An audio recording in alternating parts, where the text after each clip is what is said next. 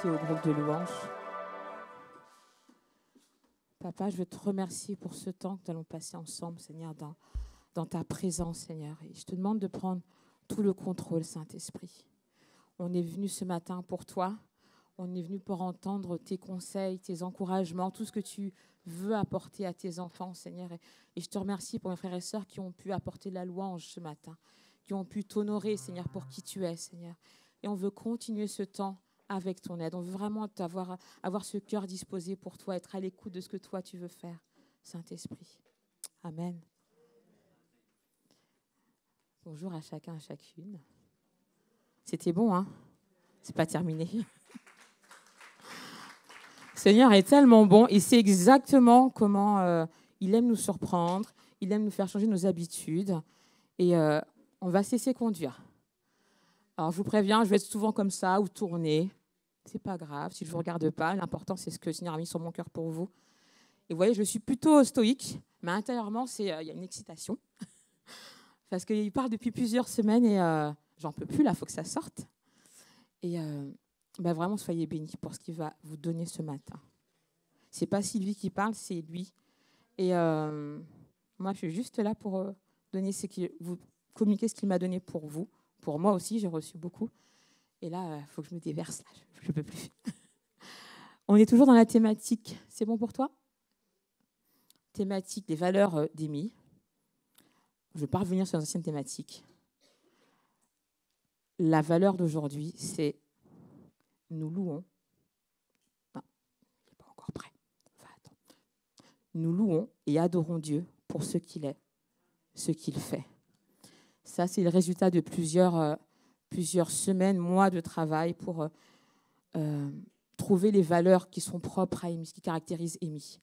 Et le pasteur Laurent me disait que lorsque les entretiens pastoraux avaient lieu avec lui et des nouvelles personnes, ce qui revenait souvent, c'est les cultes de célébration qui marquent les nouvelles personnes de l'Église. Et donc, c'est une valeur qui revenait régulièrement, donc c'est une valeur qui est attachée, qui est propre à l'Église Émi. Et maintenant, c'est une fondation pour nous. C'est ce que Dieu veut. Et en réfléchissant à ça, quand on parle célébration, on pense automatiquement au groupe louange. Moi, c'est venu tout de suite dans ma tête. Louange, ben oui. Dimanche matin, culte de célébration, culte, louange, c'est là. Et le Seigneur me disait que c'est un peu avoir une vision un peu étriquée, un peu étroite, parce que ça veut dire qu'il y a juste un groupe qui est là, qui sont à la louange, et les autres, ils sont assis à attendre, et puis on attend. Ils sont spectateurs. Et le Seigneur, il veut qu'on change un peu cet état d'esprit. C'est quand on vient le dimanche matin, je suis déjà avec mon esprit de louange.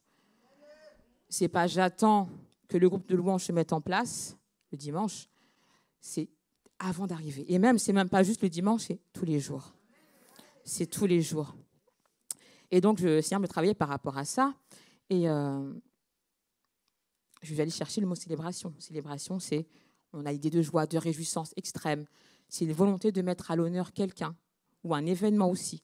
Ça m'a fait penser, il y a quelques semaines, il y avait, pour les Haïtiens, c'est ça, la fête du drapeau, c'est ça? Je ne connais pas exactement. Mais il y avait des grandes célébrations un peu partout. Moi, je ne connaissais pas du tout. Et donc, j'étais sur cette idée-là. En allant plus loin, je me disais, rendre l'honneur, rendre l'honneur. C'est quoi rendre l'honneur pour toi, pour moi? Et il me demandait, il me faisait rechanger un peu cette valeur qu'on avait définie à l'Église. Donc ça, c'est ce qu'on avait défini avec le groupe. Nous louons et adorons Dieu pour ce qu'il est, ce qu'il fait. Mais le Seigneur, il m'a fait revoir cette phrase-là pour aujourd'hui. Nous louons et adorons Dieu pour qui il est, ce qu'il a fait et par anticipation de ce qu'il fera.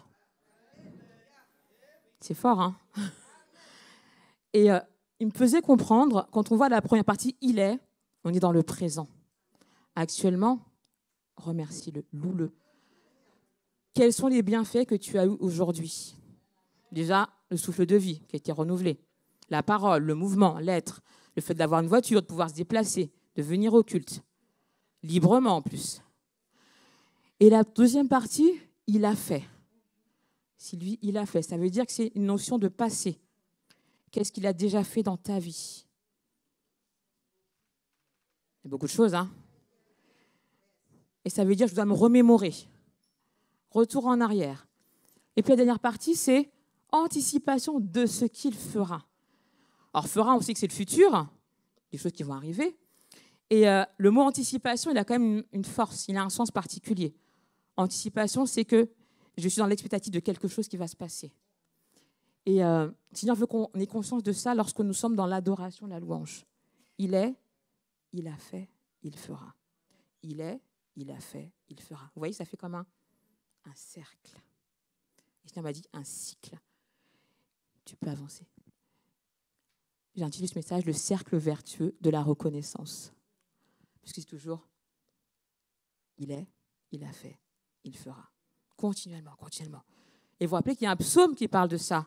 Le psaume 34. Alors je pense que j'ai mis après. Je veux bénir l'Éternel en tout temps. Sa louange sera toujours dans ma bouche. On est vraiment dans le thème là. Si on nous demande de le bénir en tout temps, présent, passé, futur. Présent, passé, futur. Régulièrement. Donc j'ai toujours une occasion de louer Dieu. C'est ce qu'il attend de nous. Mais ce matin, il veut qu'on aille encore plus loin. Le texte principal qui anime vraiment ce message, c'est le psaume 100 que je vous ai lu tout à l'heure, que j'aime, que je lis plusieurs fois depuis plusieurs mois. Et il me porte. Acclame l'Éternel aux terres tout entières. Servez l'Éternel avec joie. Entrez en sa présence avec des chants joyeux.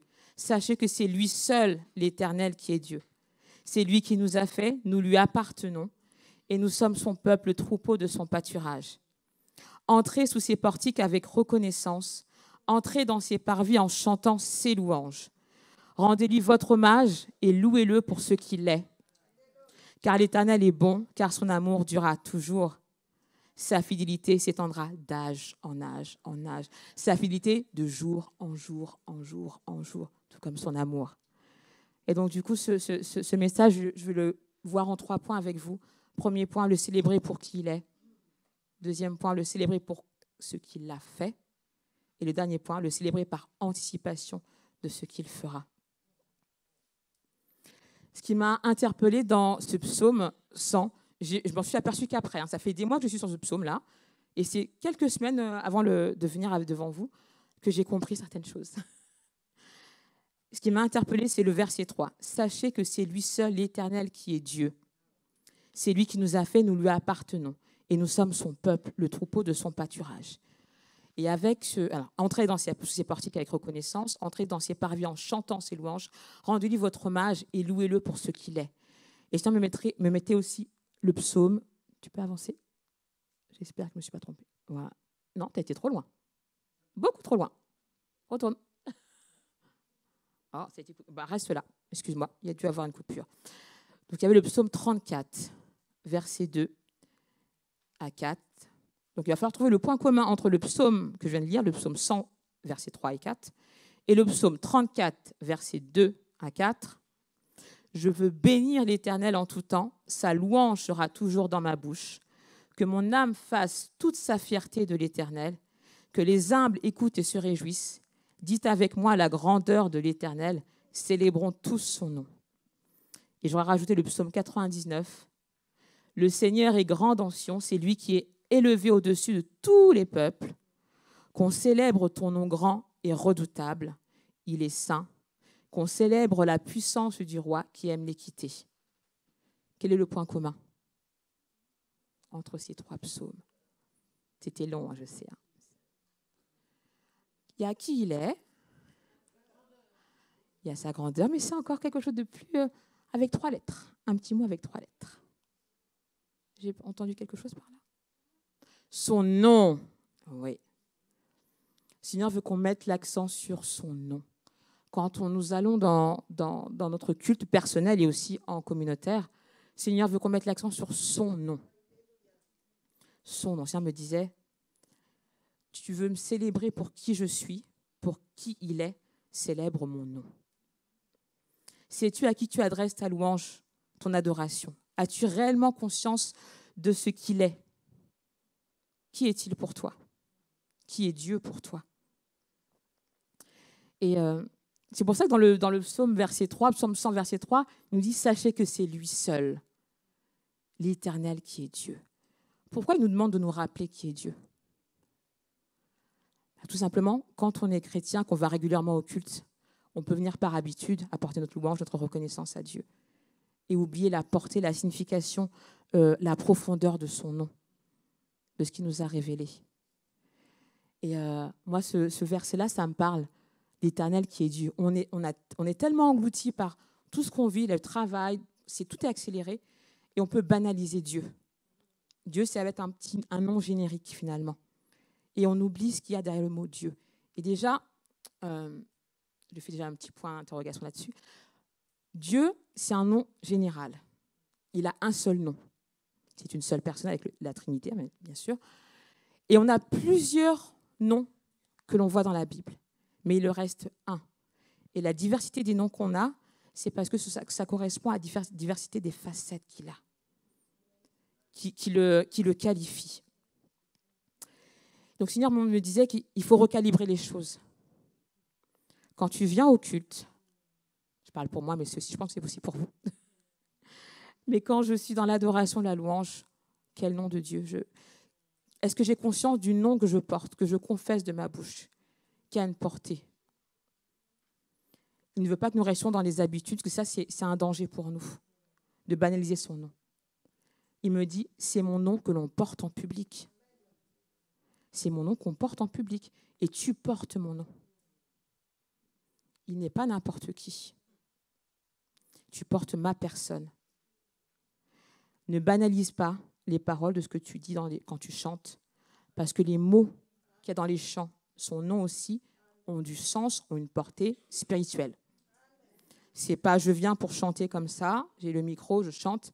Non, je chante la réalité de ce que je vis avec Dieu, de ce que j'ai vécu avec Dieu. Il s'est révélé à chacun d'entre nous. Et quand je loue, je ne fais pas par habitude. Je me centre sur lui. Je me rappelle, Dieu, tu es mon Dieu de salut, tu t'es révélé à moi. C'est toi que je loue. Et puis dans d'autres circonstances, il a fait telle chose. C'était le Dieu des armées, l'Éternel des armées. Et c'est ça que Dieu veut qu'on ait en conscience chaque fois qu'on ouvre notre bouche lors du culte d'adoration, le culte de célébration. Qui est Dieu pour toi? Vous vous rappelez de ce passage dans Matthieu 16 qui nous dit, Jésus demanda à ses disciples, qui dites-vous que je suis? Martine, qui est Dieu pour toi? Toi, c'est ton Père. Qui est Dieu pour toi, Michel? Qui est Dieu pour toi, Marie-Delphine? Ta provision. Marjorie? Éternel des armées. Bruce? Vous avez vu, c'est la même personne, mais différents noms. Et on doit se rappeler de ça, c'est ce qu'il veut aujourd'hui, que nous allons plus loin dans ces cultes de célébration. Célébration, ce n'est pas juste chanter. C'est confesser son nom, proclamer son nom. Mon Dieu, mon papa, mon bien-aimé, peu importe. Ça vous est personnel, ce n'est pas que le groupe de louanges. Et même le groupe de louanges, eux aussi, ils ont la même chose à faire. C'est lorsqu'ils chantent, lorsqu'ils ont même les musiciens, c'est quel Dieu je mets à l'honneur lorsque je prends mon instrument de musique, lorsque je chante. Ce n'est pas juste j'apporte mes dons physiques, on va dire je suis doué pour la musique. Non, avant toute chose, c'est ma relation avec Dieu, mon intimité avec Dieu. Et je la traduis par les chants. La source et la valeur de notre adoration, elle réside dans ce que nous savons de lui. Je répète, la source et la valeur de notre adoration résident dans ce que nous savons de lui. Notre adoration doit refléter qui est Dieu pour nous. On ne peut pas rester sur nos acquis. Le Seigneur nous demande d'aller plus loin. Ça veut dire que je dois avoir une intimité avec Dieu qui est beaucoup plus profonde. Et ça, ce n'est pas le dimanche matin que je peux l'avoir. C'est tous les jours. Dans l'intimité avec lui. En général, le nom, ça donne des informations sur celui qui le détient, son identité, ses qualités. Ça désigne, identifie une personne, le caractérise. Le nom porte son sens, une signification. Je sais que pour certains parents, quand ils choisissent un prénom, ils regardent ce que ça signifie. C'est important pour les parents. Mais pour Dieu, c'est la même chose. Quand Dieu se révèle à toi avec son nom, il te donne son nom, c'est quelque chose de particulier derrière que tu dois saisir. Et tu dois l'arracher, entre guillemets, l'arracher, le garder pour toi. C'est une fondation que tu gardes.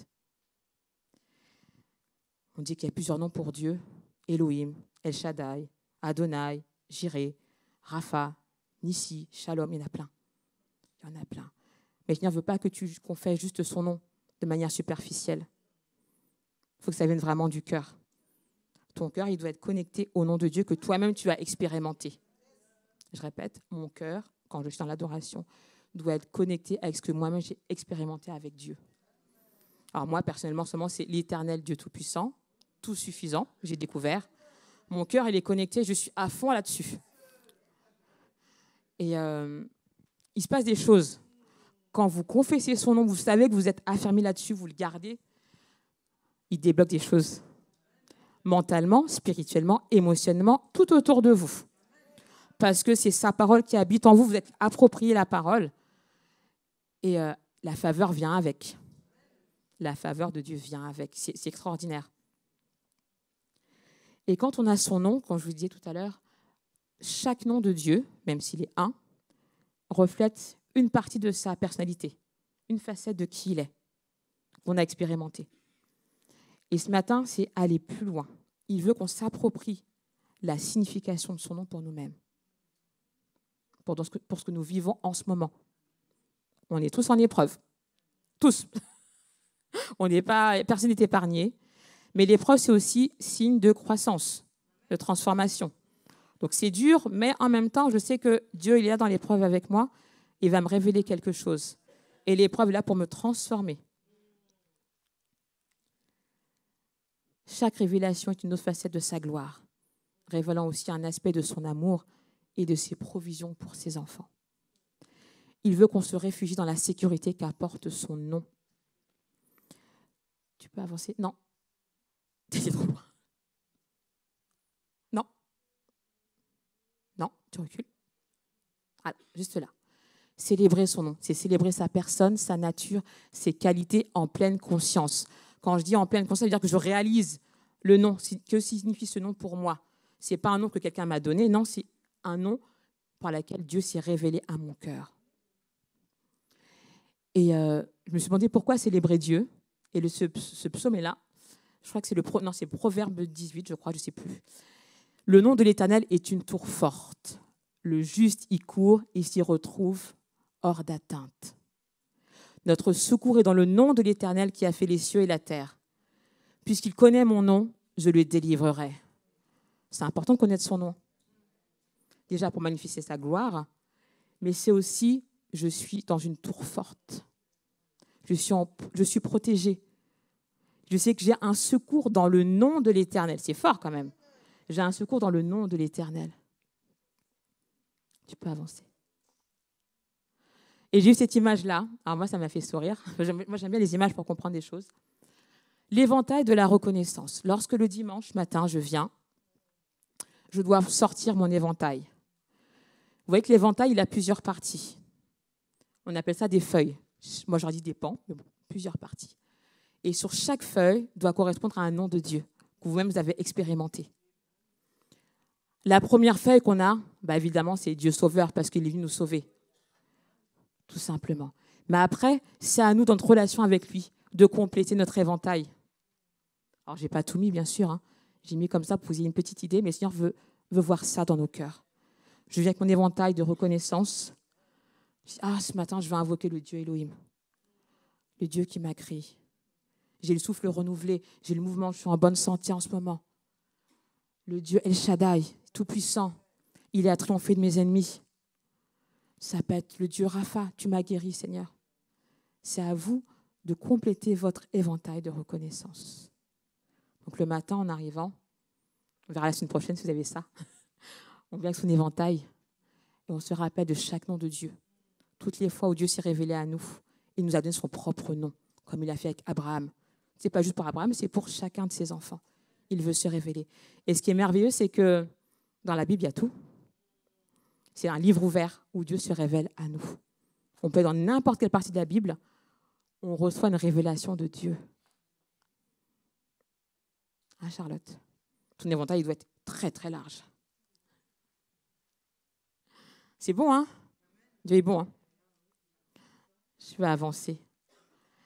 Deuxième partie, le célébrer pour ce qu'il a fait. Là, je trouve que c'est quand même assez facile. Parce que là, c'est une dimension qui est très concrète.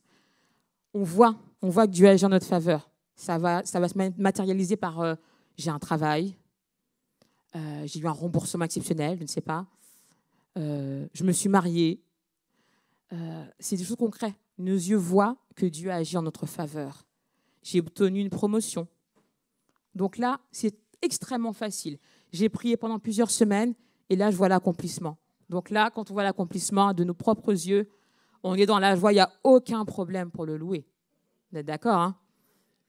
On est très, très content. Tu peux avancer, s'il te plaît?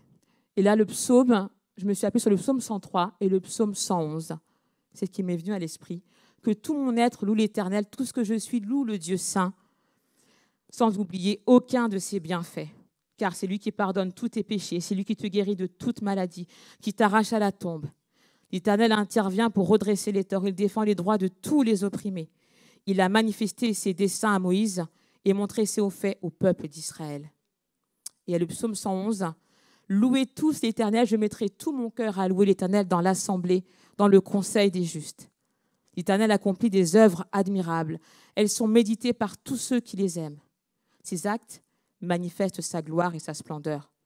Pour toute l'éternité subsiste sa justice. Il veut qu'on se souvienne de toutes ses merveilles. Oui, l'Éternel est bon et il fait grâce. Il pourvoit aux besoins de ceux qui le révèrent. Il se souvient toujours de son alliance. Il a manifesté sa puissance à son peuple en agissant pour lui, quand il lui a donné le pays d'autres peuples.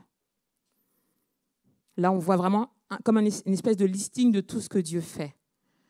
Des choses concrètes à nos yeux, qui sont accessibles pour nous. Et on voit aussi que on doit se souvenir de ses bienfaits, donc on doit se remémorer, mais le proclamer aussi. Ces bienfaits, on ne doit pas les garder pour nous. C'est pour ça qu'on vous encourage avec les témoignages. Parce que le Ésaïe 12 nous dit, verset 5, « Célébrez l'Éternel, car il a fait des choses magnifiques, qu'elles soient connues par toute la terre. » Ça veut dire que lorsque je vis quelque chose avec Dieu, je ne peux pas le garder pour moi. Parce que c'est la gloire de Dieu qui a été magnifiée dans ma vie et je dois le partager à d'autres. Parce que ça a fortifié la foi de l'autre. Et ça touche aussi des inconvertis. C'est publier sa gloire. Il faut avoir aussi cette pensée-là. Ce n'est pas juste pour nous, mais l'importance du témoignage, quand Dieu nous bénit, il faut le dire. Il faut le partager. C'est notre responsabilité de le confesser publiquement.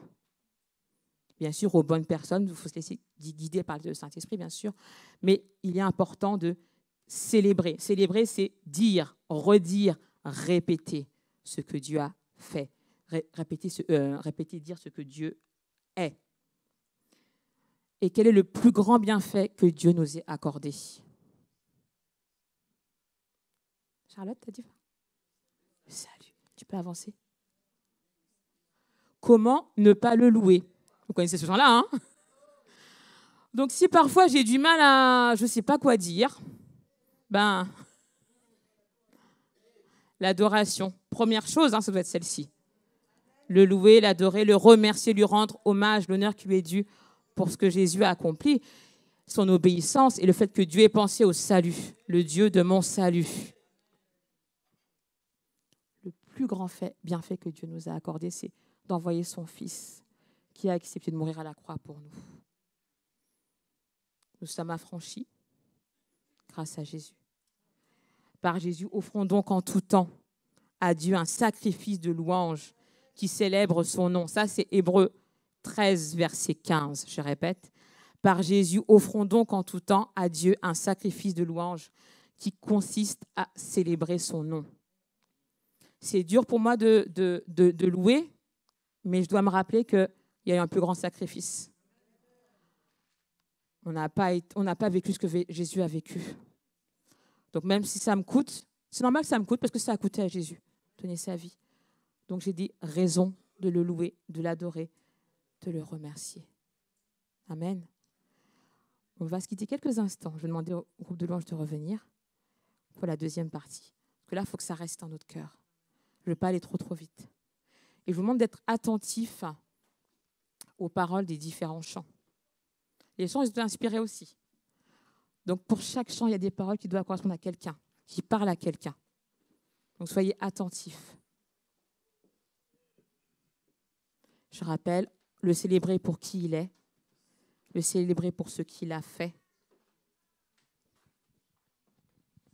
On peut les encourager.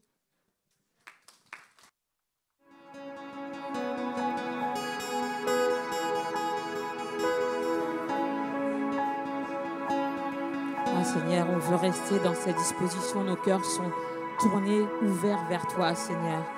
Nous avons compris que tu veux que nous te célébrions, Seigneur, avec cette connaissance de qui tu es, Seigneur, et de ce que tu as fait, Seigneur. Et tu veux encore aller plus loin, Seigneur. Ce matin, tu nous demandes de te célébrer par anticipation de ce que tu feras. Et quand on est venu, quand Seigneur me parlait par rapport à ça, c'était une circonstance qui était un peu difficile. Cette troisième partie, il faut l'envisager avec un moment où c'est difficile. Un moment où on est dans l'épreuve.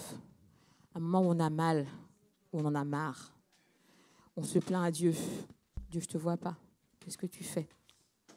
Tu laisses mon adversaire, mes collègues de travail, me persécuter, me faire, comme on dit, des crasses. Père, je suis malade et tu me laisses dans ma souffrance. On ne trouve pas de solution à ce que j'ai. Et j'ai mal. Et c'est dur. Le Seigneur nous demande de le célébrer quand ça ne va pas. Quand ça ne va vraiment pas. Quand je ne vois rien. Quand je n'entends rien. Dans la deuxième partie, on célébrait Dieu parce qu'il avait fait des choses. Donc on a dû lui demander des choses. Et on l'a vu s'accomplir. C'est une promesse qui s'est réalisée. Mais quand on ne voit pas la promesse se faire. Quand on est dans l'attente d'une réponse de Dieu. Ou qui nous a déjà répondu et qu'on ne voit rien. On ne sait pas ce qui se passe. Là, c'est dur de le louer. Et Seigneur, il va nous encourager ce matin encore dans ce domaine-là. Combien de fois nous avons pu nous rendre à l'église avec le cœur chargé de soucis, de souffrances, de douleurs, avec des choses qui accaparent notre esprit, nos pensées. Et donc, du coup, rendre un culte à Dieu, c'est impossible. Ou si on le fait, le cœur n'y est pas. Moi, ça m'est déjà arrivé. Et Seigneur nous a donné une image. Tu peux la montrer? Voilà. Le rocher Rockall, qui est en Écosse, enfin près de l'Écosse, qui est au Royaume-Uni. Et ça me demandait me montrer ça. Donc, l'image de la mer, je vais me pousser un petit peu. L'image de la mer, ça symbolise nos circonstances difficiles. C'est mouvementé. C'est dur. On accumule des mauvaises nouvelles. On accumule des pressions sociales, professionnelles, familiales. Et on n'en peut plus. Mais au milieu de la mer, on a un gros rocher. Et le Seigneur me montrait, me disait, tu vois, c'est ça. Dans tes circonstances difficiles, imagine le rocher. Et sur ce rocher, tu inscris le nom de Dieu, sur lequel tu prends appui. Ce rocher, peu importe les circonstances qu'il y a autour, les fleuves qui viennent frapper, la tempête, le rocher, il demeure. C'est ça que j'ai eu hier soir. Il m'a montré ça hier soir. C'est de réaliser. Mon rocher, El Shaddai. Je m'accroche. Et peu importe les vents, les tempêtes, la mer agitée, l'orage, le rocher demeure stable. Et il nous demande de nous reposer sur ce rocher, de reposer sur ce nom. Je vous dis exactement ce qu'il me dit. Reste dans la reconnaissance, même si c'est difficile en ce moment.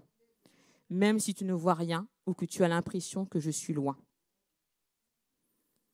Ça fait partie de l'exercice de la foi. Même si tu ne sais pas comment je vais agir, repose-toi sur moi, sur mon nom. Approprie-toi la puissance de chacun de mes noms, de chaque révélation que tu as reçue de Dieu. Tu t'appuies dessus. Et on se rappelle, Proverbe 18, je vous l'avais dit tout à l'heure, verset 10, « Le nom de l'Éternel est une tour forte. Le juste y court et s'y trouve hors d'atteinte. » Et le psaume 9, « Ceux qui connaissent ton nom se confient en toi. » La solution, c'est me confier en lui. Et j'aime bien, moi, des images. Je m'accroche au rocher. Je m'accroche à El Shaddai. Parce qu'on a vu tout à l'heure, il va nous délivrer. Il nous délivre. Je suis en sécurité quand je me repose dans son nom. Amen. Il y avait autre chose que je voulais vous dire. J'espère que je n'ai pas oublié.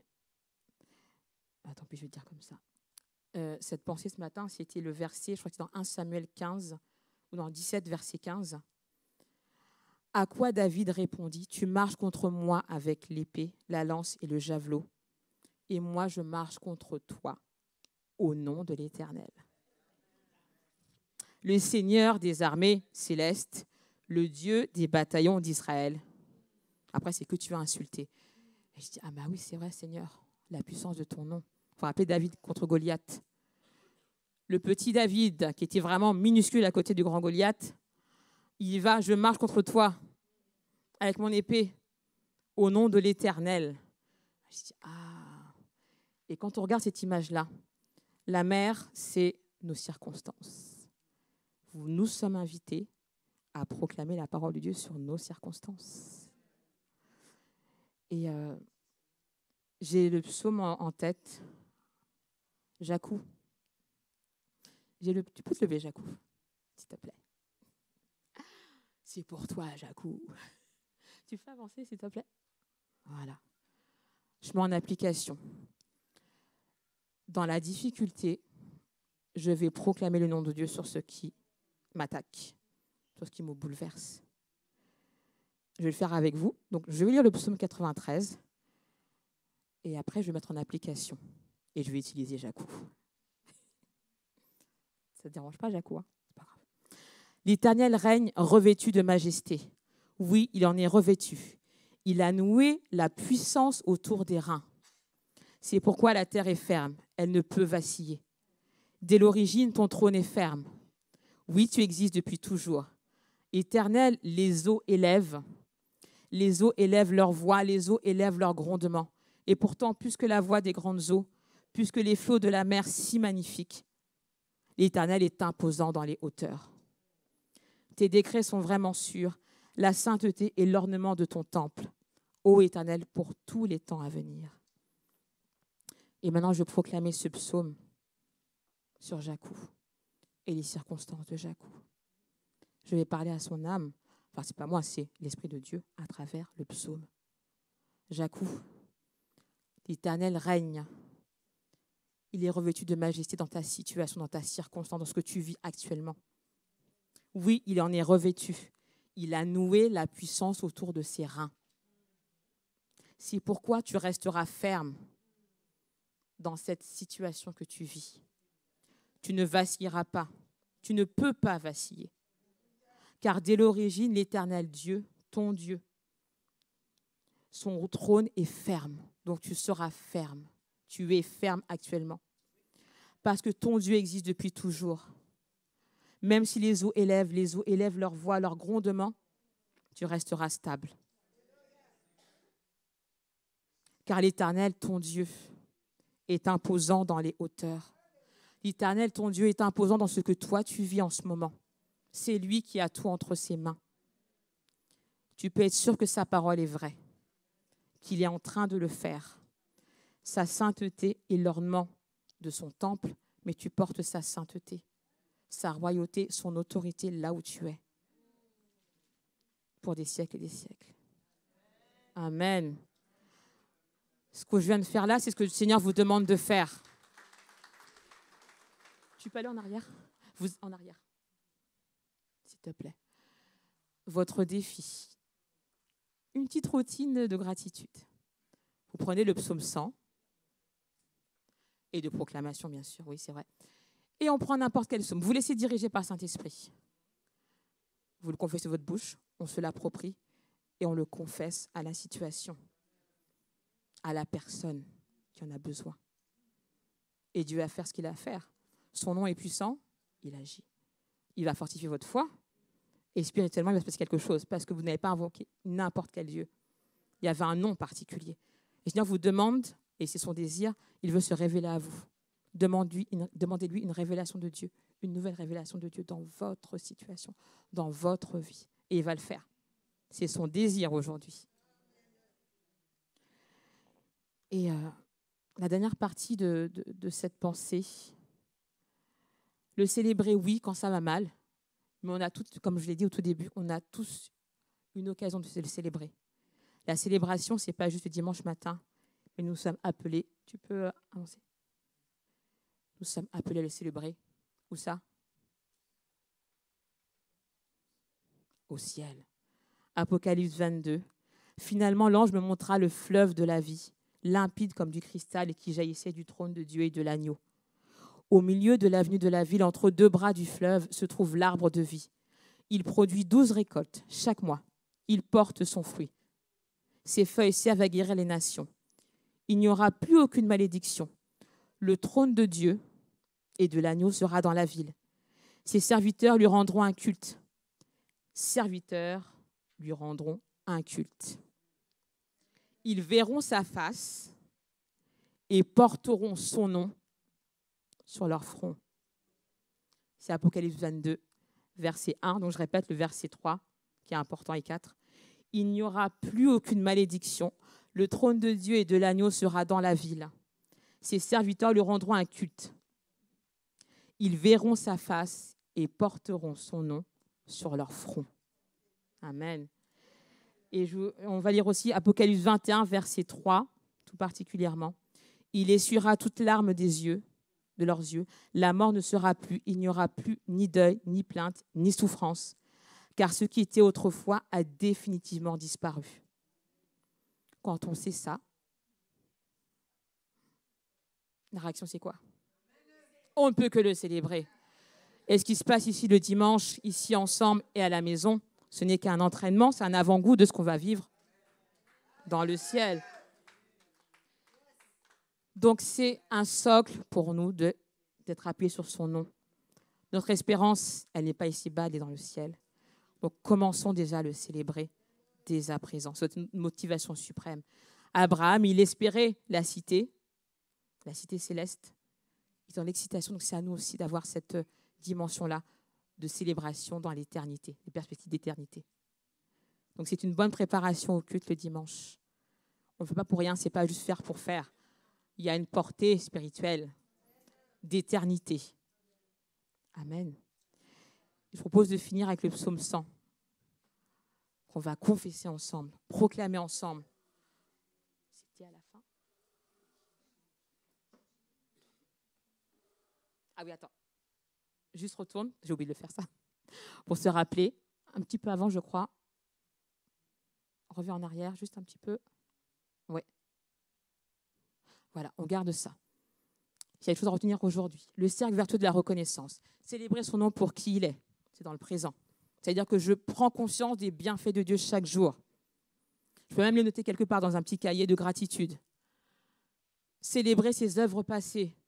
Je dois avoir un temps où je vais me remémorer. Donc là aussi, je peux écrire aussi ça. Je peux l'écrire quelque part. Dieu, tu as fait ça, tu as répondu à ma prière tel jour à telle heure. Et j'ai vu de manière concrète ce que tu as fait. Célébrer par anticipation. Là, je sais que c'est quand c'est difficile, j'anticipe. Je dis, Seigneur, peu importe ce que je vis, tu vas agir, tu vas me bénir, il va se passer quelque chose. Et même si je ne vois pas, tu ne me réponds pas, je prends la décision. Je me positionne pour te louer, t'adorer, même si j'ai mal. Je veux bénir l'Éternel en tout temps. Sa louange sera toujours dans ma bouche. Donc, vous voyez que ça revient régulièrement. J'ai beaucoup d'occasions de le louer, de l'adorer, de le remercier, de lui apporter tout mon hommage. Et comme le thème principal, le psaume principal qui a conduit tout ce message, c'est le psaume 100, je propose de le lire ensemble.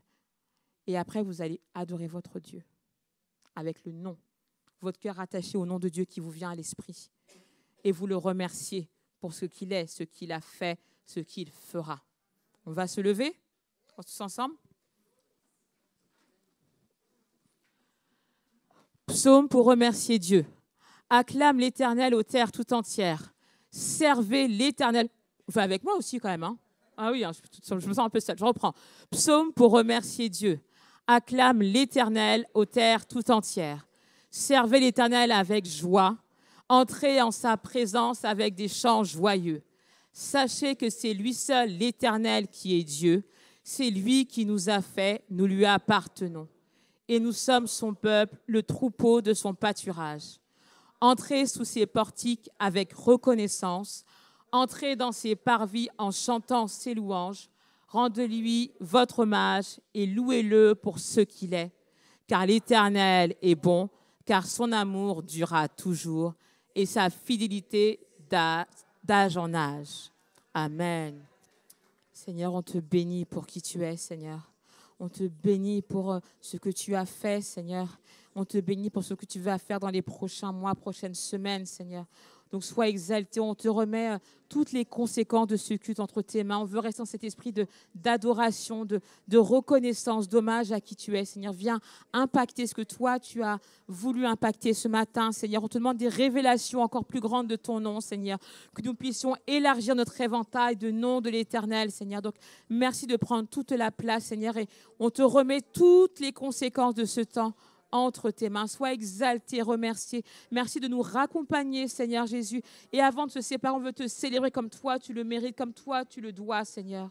Amen. Nous vous souhaitons bon dimanche, que le Seigneur vous bénisse. Merci.